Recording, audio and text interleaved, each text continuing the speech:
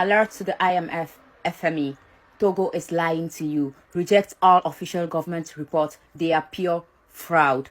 My name is Salim and I am a Togolese citizen living in Europe. From abroad, I have the freedom to say what so many of my fellow citizens in Togo cannot dare to express. Out of fear and repression, I speak today with outrage, with deep indignation, but also with profound love for my country. The situation in Togo has become unbearable. Injustice, corruption, states' lies can no longer remain in the shadow. From outside, I have both the possibilities and the responsibility to denounce this abuse, to carry the voice of those who are being silenced. That is why today I am addressing the International Monetary Fund directly. Dear representatives of the International Monetary Fund, as you prepare to conduct an audit of governance and public finance management in Togo, I feel compelled to raise a formal and urgent alert.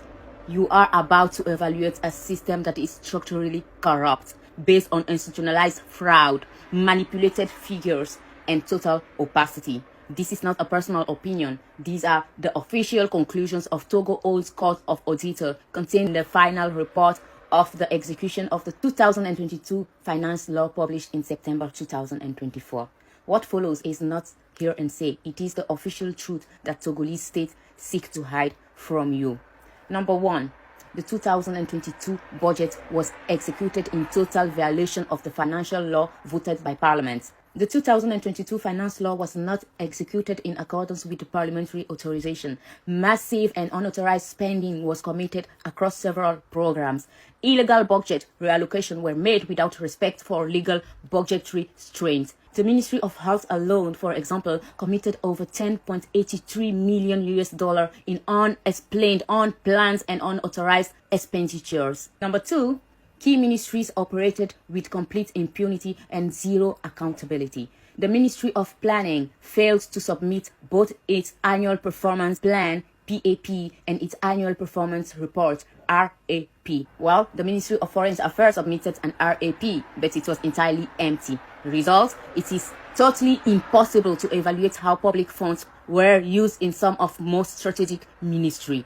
Number three, millions of dollars were lost uncollected or unmonitored. The Airport Infrastructure Development Fee, RDIA, was not collected in 2021 and 2022. Estimated uncollected funds were $3.83 million, totally unaccounted for, without explanation and without sanction. Number four, over 106.98 million in foreign aid was not used. The execution rate for project-based grants was only 60%. Planned was $319.31 million. Executed was $212.33 million. A lot of lost foreign assistance due to incompetence or deliberate obstructions. $106.80 million. 5. Public funds were spent without justifications or documentation. Some expenditures were committed without any legal support. Payment orders were issued without supporting documents or with incomplete files. A lot of cases were identified in multiple ministries, particularly territorial administrations and security, areas known for their opacity and vulnerability to abuse. Number 6. The budget deficit exploded out of control. Deficit in 2022 was $635.83 million. That's 8.4% of the GDP, nearby triple the UOMOA community limit of 3%. Well, compared to 2021, the deficit increased by 76.86%, a catastrophic fiscal trajectory. Number 7, performance reports are completely useless and unreliable. None of the submitted performance reports allowed for a credible evaluation of results. Only 1 out of 36 reports was deemed acceptable by the court. More than 30 government programs failed to provide a valid performance indicator or even submit a fake or unverified data. Number 8, state-owned enterprises receive millions but produce nothing. SNPD, SALT, STT, CCF, and RNCH, ANSAT paid no dividends at all. These entities continue to absorb massive public subsidies, yet contribute nothing to state revenue. They are essentially public money laundering structures draining millions from the national treasury without no return. Number 9, a case of uninstitutionalized fraud. The General Directorate of Budget expenditures or expenses were committed outside the approved Public Procurement Plan, PPMP. In practice, this means contracts were awarded directly without any public competition in violation of procurement laws. Why is this a national scandal? Well, because number 1, it is illegal. All public expenditures must follow a validated procurement plan. The law requires open, competitive, and transparent bidding processes through tenders, consolidations, and publications. Number 2, it creates a gateway to corruptions. Well, direct no-bid contracts enables overbilling, favoritism, inflated or fake contracts, hidden embezzlements, and of course, money laundering. That the General Directorate of Budget itself, the guardian of public finances, violates procurement law is not just a mistake. It is the normalization of fraud at the highest level of the state. There are no schools. In 20 years of power, the government of Paul Nyasimbe has invested nothing to help the people. In the major cities, there are only 1 or 2 public schools. In remote areas, there are none at all. Children sit on wooden planks to study. There is no electricity, no drinking water. Even his own hometown since 2022, people have lived without access to clean water, safe water. There are no hospitals. Since he took over power, the only hospital built for the people has no equipment. Women give birth on the floor. In remote areas, there are no hospitals, no clinics. There are not even roads. Young graduates have no job because positions are shared among regime insiders and their families. There is no fair justice. More than 1,000 political prisoners have been in jail for years. Some have even died there, leaving broken families behind. This president rules through fear and silence while his people are dying. Just in the recent months between June 6, 2024 and today, at least 15 people have been killed by repression, including 2 kids. No investigation, no justice. And even worse, the authorities have forbidden us to hold a march to honor our deaths.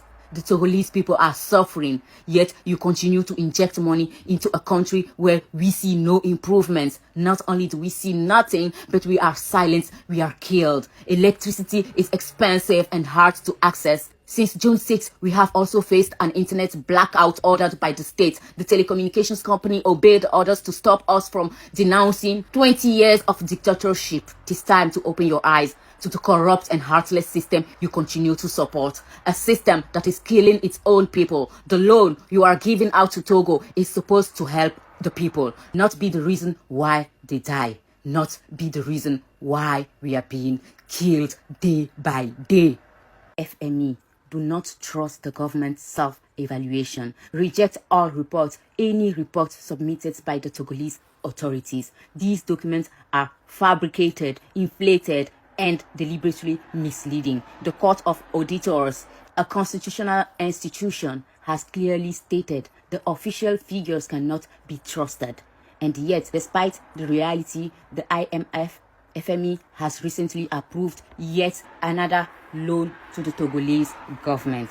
But let us be absolutely clear. To repay this loan, your institution is recommending price hikes, increased taxes, and reduced subsidies. In a country where the people are already dying of hunger and thirst, while the debts are contracted in the name of the people, the money is embezzled by the same 4 or 5 individuals in power.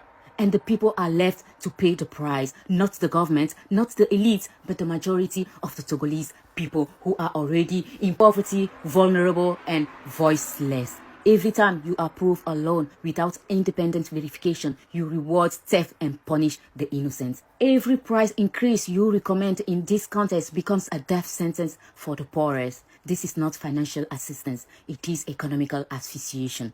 And history will also remember that. We urge you to stop enabling a regime that survives by deception, by repression, and by exploiting international legitimacy. Please, the FME, take a look into what is really happening in Togo. We, the Togolese, are not seeing anything from those loans that you've been paying out to Togo. Thank you all.